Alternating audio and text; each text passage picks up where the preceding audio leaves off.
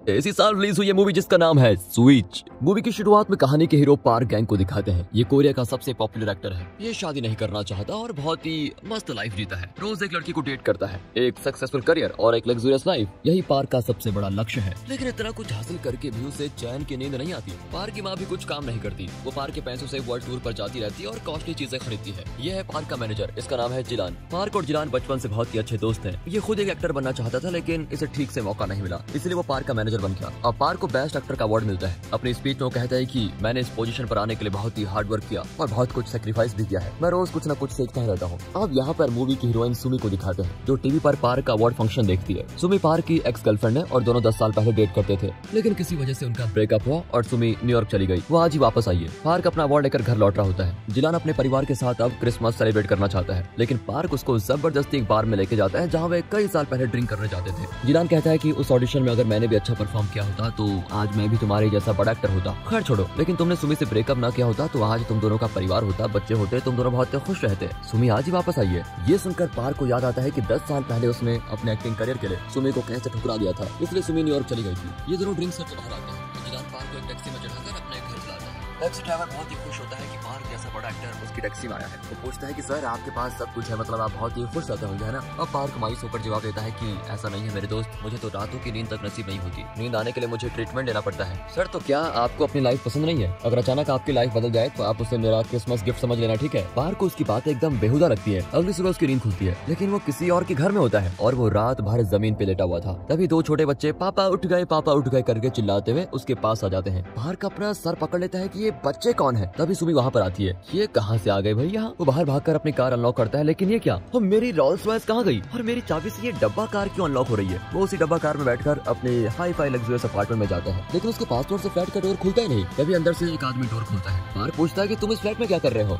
अरे ये मेरा फ्लैट है, ये कहकर वो दरवाजा बंद करने जाता है। तभी पार्क उसको धक्का देकर अंदर जाता है। इतने में गार्ड्स आ जाते हैं। पार्क ने रियलाइज नहीं किया था कि अब उसकी लाइफ चेंज हो चुकी है। ये उसका फ्लैट है ही नहीं। वो उस घर की औरत से कहता है कि आपका हस्बैंड पागल है, आप तो समझदार है ना, मुझे पहचानी मैं फेमस एक्टर पार्क गैंग हूँ। वो डर कर चिल्लाती है। घर का ओनर अपनी वाइफ पे शक करता है। मेरे पीठ पीछे इस आदमी से अफेयर कर लिया तुमने? अरे नहीं जी, ये तुम क्या कह रहे हो? मैं तो 100% पतिव्रता हूँ। कुछ ही सेकंड्स में पार्क एक परिवार को उजाड़ने वाला था, लेकिन लकीली पुलिस उसको पकड़कर स्टेशन में बिठा देती है। वहाँ भी वो पुलिस ऑफिसर को तंग करता है कि मुझे ध्यान से देखो, मैं सुपरस्टार पार्क गैंग हूँ। अरे बकवास मत करो, तुम और सुपरस्टार कभी नहीं। ये लो तुम्हारी वाइफ आ गई। पार्क चिढ़कर कहता है कि ये मेरी वाइफ है ही नहीं। ये सुनकर सुमी बड़ी दुखी हो जाती है। पुलिस ऑफिसर कहता है कि मुझे लगता है आपका पति का स्क्रू थोड़ा ढीला है, वो खुद को बहुत ही बड़ा एक्टर समझ रहा है। सुमी कहती है कि वो बड़ा एक्टर ना सही, टीवी सीरियल में छोटे मोटे रोल तो कर ही लेता है। पार्क की बातों से सुमी बहुत हर्ट हो जाती है और तभी पार्क एक टैक्सी को देखता है। उसे वो कल रात वाली बात याद आती है। उसे टैक्सी ड्राइवर पर बहुत गुस्सा आता है कि उसने मेरी लाइफ में क्या चेंज कर दिया है। उसने क्रिसमस गिफ्ट के तौर पर मुझे सुमी से मिलवा दिया। ये सोचकर वो कार में बैठ जाता है। घर के पास जाकर वो सुमी से बात करता है, लेकिन सुमी गुस्से में घर के अंदर चली जाती है। फिर उसकी बेटी बाहर आती है। यहाँ तो ऐसा गोलमाल हुआ है कि पार्क अपने बच्चों के नाम तक नहीं जानता।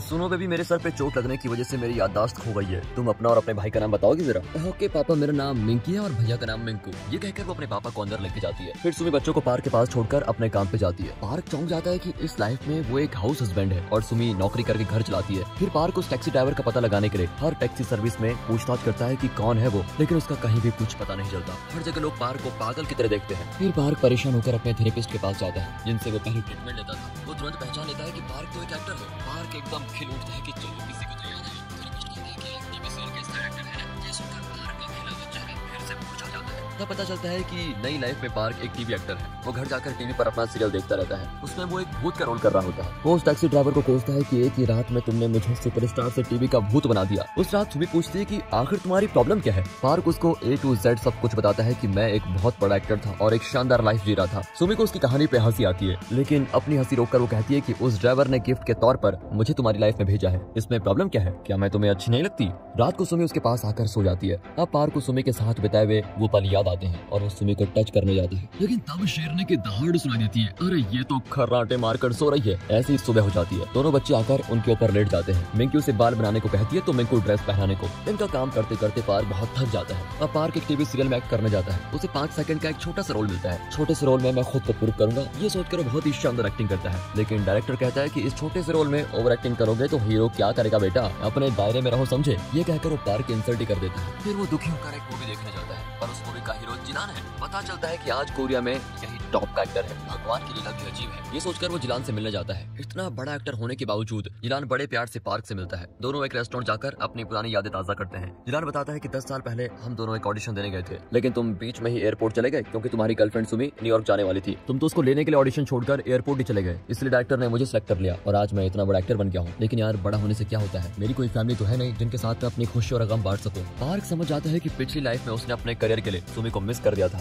लेकिन अब उसे सुमी के साथ जीने का चांस मिला है। इस बार मैं सुमी को नहीं खोना चाहता। ये फैसला करके वो घर जाता है। सुमी वहाँ पर एक पेंटिंग बना रही होती है। असल में सुमी एक आर्टिस्ट है और अगर पार्क ने उस दिन उसे एयरपोर्ट पर रोका नहीं होता तो वो न्यूयॉर्क जाकर एक बहुत ही बड़ी आर्टिस्ट बन गई होती। ये सोचकर पार्क को बहुत बुरा लगता है। फिर वो सुमी के साथ टहलने जाता है और कहता है, मेरी वजह से तुम्हारा करियर ही खत्म हो गया। पर सुमी बताती है कि तुम ठीक कहते हो, अगर मैं चली जाती तो तुम्हें खो देती। हमारे 2 प्यारे बच्चे नहीं होते और ना ही प्यारा परिवार बन पाता। करियर इंपॉर्टेंट जरूर है, लेकिन उससे भी ज्यादा इंपॉर्टेंट है हमारा प्यार। अब ये सुनकर तो पार्क एकदम पिघल ही जाता है, क्योंकि सुमी उससे इतना प्यार जो करती है। लेकिन सुमी को अपने और अपने करियर के बीच की अड़चन समझ रहा था। लेकिन अब उसे सुमी से बड़ा सच्चा प्यार होता है और वो सुमी को किस भी करता है। तब से वो अपनी वाइफ और बच्चों के साथ खूब एंजॉय करता है। अब एक दिन पार्क की माँ की है। पार्क की पिछली लाइफ में वो एक खर्चीली औरत थी और पार्क की कमाई को पानी की तरह बहा रही थी। उसे पार्क पर बहुत ही गर्व है। लेकिन इस लाइफ में वो पार्क को ताना मारती है कि तुम ढंग की नौकरी क्यों नहीं करते? क्या जिंदगी भर टीवी का भूत बन के रहोगे? पार्क बताता है कि मैं टीवी सीरियल छोड़ने वाला हूँ और बड़े बड़े स्टूडियोज के लिए ऑडिशन देने के लिए तैयारी कर रहा हूँ। उसकी माँ को उसकी कोई भी बात कन्विंस नहीं करती। वो थोड़े पैसे देकर कहती है कि तुम्हारे पापा की पर्ची है, उन्हें श्रद्धांजलि देना मत भूलना बेटा। पार्क को बड़ा अजीब लगता है, क्योंकि बचपन में उसके पापा उसके साथ वक्त नहीं बिताते थे,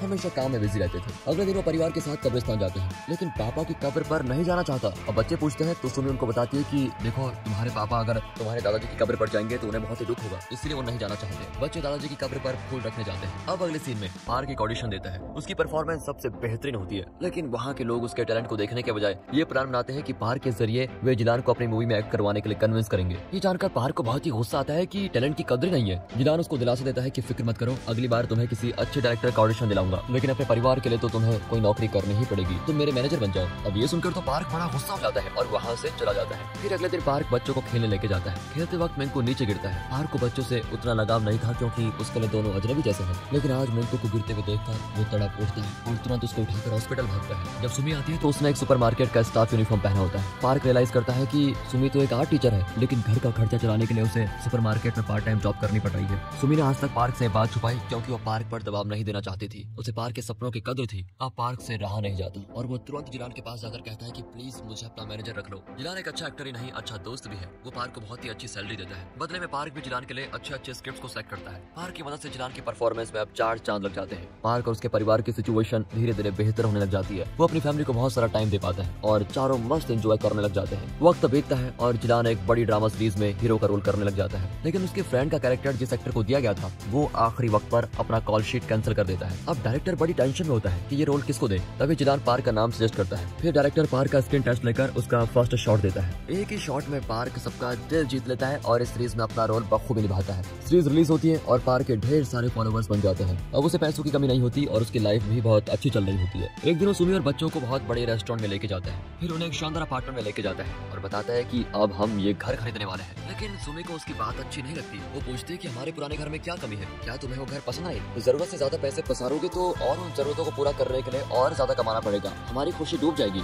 इस पर पार्क ऊंची आवाज में बहस करता है कि यहाँ पहुँचने के लिए मैंने बहुत कुछ सेक्रीफाइस किया है। इनका झगड़ा देखकर बच्चे तो रो पड़ते हैं। पार्क और सुमी को बहुत बुरा लगता है कि बच्चों के सामने वे लड़ पड़े। फिर दोनों शांत हो जाते हैं। अब रात को पार्क को नींद नहीं आती, क्योंकि उसने आज बच्चों को रुला दिया। वो नहीं जानता कि मिक्को और मिंकी बचपन से कैसे दिखते थे। वो उनके कमरे में जाकर उनकी बचपन की फोटोज को बड़े चाव से देखता है। तभी सुमी वहाँ पर आती है और दोनों बाहर जाकर बैठ जाते हैं। सुमी कहती है कि उस दिन तुम एक कहानी सुना रहे थे कि तुम एक बहुत बड़े एक्टर थे, बहुत धन दौलत थी तुम्हारे पास, वगैरह वगैरह। क्या तुम्हें वही लाइफ पसंद है? पार्क खुलकर कहता है कि पहले मुझे उस लाइफ से प्यार था, लेकिन जिस दिन मैंने तुम्हारे साथ हमारे बच्चों के साथ रहना शुरू किया, तब से मुझे तुमसे और बच्चों से बहुत प्यार हो गया है। उस लाइफ में मेरे पास सब कुछ था, लेकिन मेरे पास एक फैमिली नहीं थी, मेरे पास प्यार नहीं था। मैंने कभी पीसफुल रहना सीखा ही नहीं, लेकिन अब देखो ना, मैं चैन से जी रहा हूँ। मेरे लिए तुम ही सब कुछ हो। उसकी इमोशनल बातें सुनकर सुमी खर्राटे भरकर सो जाती है। फिर क्या था, अगले दिन पार्क बच्चों के साथ मस्ती करने लगता है। जिलान और पार्क का सीरीज भी लगभग खत्म हो चुका है और पार्क ने अपने लिए एक अलग ही पहचान बना ली है। फाइनल एपिसोड के एंड में पार्क एक शानदार स्पीच भी देता है। यहाँ सुमी और बच्चे उसे फोन पर देखकर बहुत खुश होते हैं। उस सीरीज को कई अवार्ड्स मिलते हैं। बेस्ट एक्टर का अवार्ड जिलान को दिया जाता है। पार्क की पिछली लाइफ में उसको ये अवार्ड मिला था। उस दिन पार्क ने अपने अवार्ड स्पीच में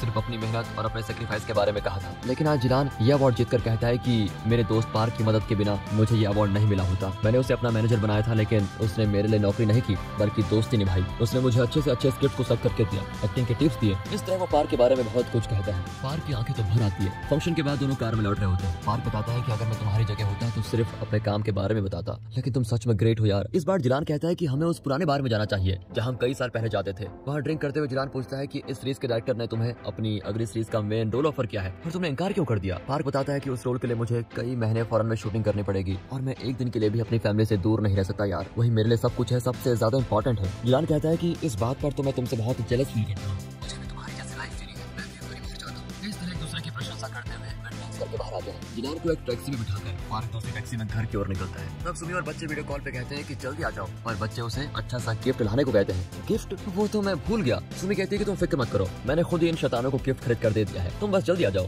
ये कहकर वे कॉल कट कर देते हैं। अगले ही सेकंड टैक्सी ड्राइवर पूछता है कि मेरा ये गिफ्ट तुम्हें कैसा लगा, पसंद आया कि नहीं। ये सुनकर तो पार्क एकदम शॉकिंग रिएक्शन देता है। तो ये वही ड्राइवर है जिसने मुझे ये लाइफ गिफ्ट दी है। ड्राइवर कहता है कि तुम्हारी पुरानी लाइफ में लौटने का समय आ गया है। पार्क विनती करता है कि मैं इसी लाइफ में रहना चाहता हूँ, प्लीज अपनी हैप्पी फैमिली के साथ रहना चाहता हूँ। ड्राइवर कहता है कि मैंने भी काम के चक्कर में अपने बेटे के साथ टाइम बिताना जरूरी नहीं समझा, उसे मेरी जरूरत थी, ये भी मैं समझ नहीं सका। मैं तुम्हें यही बात समझाना चाहता था, इसलिए मैंने तुम्हें एक फैमिली लाइफ का एक्सपीरियंस गिफ्ट किया। अपनी फैमिली के साथ ये तुम्हारी आखिरी रात होगी। ये कहकर वो पार्क को उसके घर पर ड्रॉप करता है। अब पार्क को सूनापन घेर लेता है। घर जाते ही वो दोनों बच्चों को सीने से लगा लेता है। सभी बड़े खुश होते हैं, लेकिन पार्क रोता है क्योंकि कल सुबह उसकी लाइफ में ये सब कुछ नहीं होगा। सोने से पहले मिंकी कहती है कि पापा आज तो आपकी याददाश्त वापस आ गई है ना। हाँ बेबी, आज मुझे सब कुछ याद आ गया, आई लव यू पापा कहकर वो सो जाती है। पार्क का तो दिल ही बैठ जाता है। सुमी उसको एक फोटो दिखाकर कहती है कि बचपन में तुम बिल्कुल मिंकू की तरह दिखते थे। तब हमें पता चलता है कि वो टैक्सी ड्राइवर पार्क के पापा ही थे। शायद उनकी आत्मा पार्क को उसके बचपन की खुशी लौटाना चाहती थी और वो पार्क को फैमिली की अहमियत बताना चाहते थे। रात को सुमी रोज की तरह उससे चिपक कर सो जाती है, लेकिन नींद में बड़बड़ाती है कि कल हम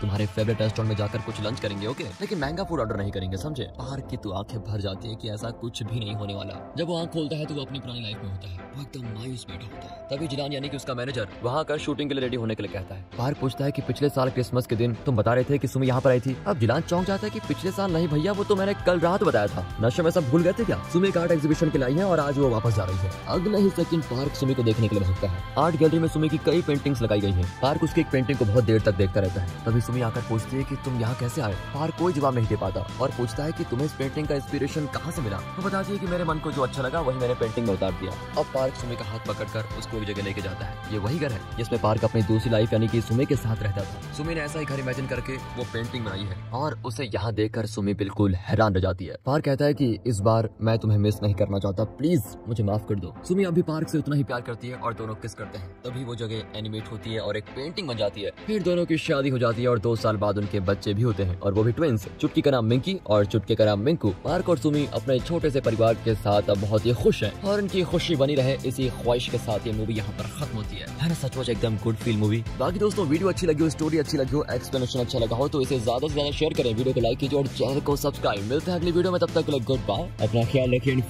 थैंक्स फॉर वॉचिंग।